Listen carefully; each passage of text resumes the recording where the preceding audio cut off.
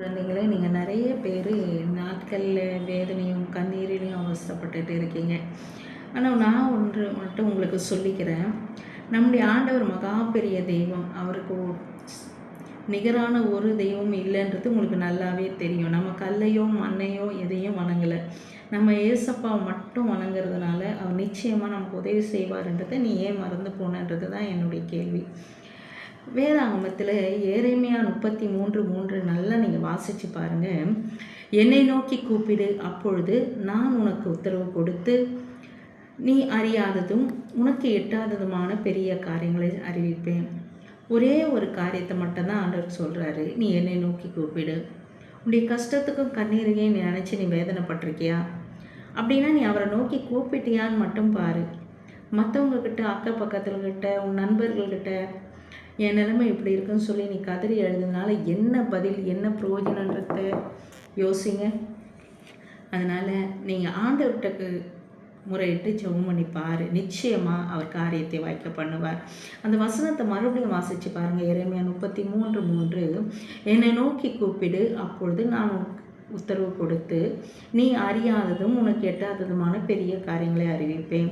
உங்களுக்கு நான் ஒரு ஸ்டில் காட்டியிருக்கேன் இல்லைங்களா? அதில் என்ன இருக்குது?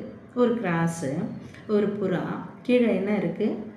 இயேசுவானவர் ஜெபம் பண்ணி கொண்டு இருக்கிறது. அவரே ஜெபம் பண்ணும்போது அவரை நோக்கி கூப்பிடுகிற நாம் ஜெபம் பண்ணக்கூடாதா? நமக்கு முன்மாதிரி தானே அவர். நீங்கள் ஜெபம் பண்ணி பாருங்கள். அப்போ தான் அவருக்கு மறு உத்தரவு கொடுக்க முடியும். என்னை நோக்கி கூப்பிடுன்னு சொல்லிட்டாரு.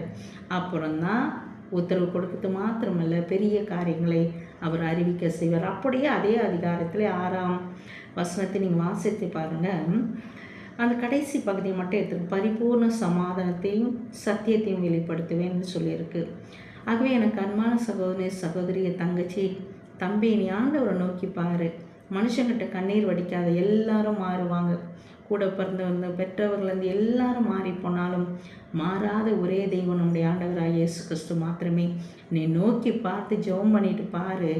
அதுக்கப்புறம் பதில் நீயே யோசிக்காத அளவுக்கு பெரிய காரியங்கள் செய்வார். அதுதான் வசனம் சொல்லுது, உனக்கு எட்டாததுமான பெரிய காரியங்களை அறிவிப்பேன்னு.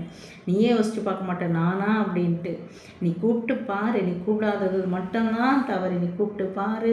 நிச்சயமாக கர்த்தர் பெரிய காரியங்களை செய்வார். எனக்கு அன்பான சகோதரியே, உனக்கு ஜெப வேண்டுதல் ஏதாவது தேவைப்படும்னு சொன்னால், உங்களுக்கு ஆலோசனை தேவைப்படும்னா என்கிட்ட காண்டாக்ட் பண்ணுங்கள். நிச்சயமாக நான் உங்களுக்கு ஜெபம் பண்ணுவேன்.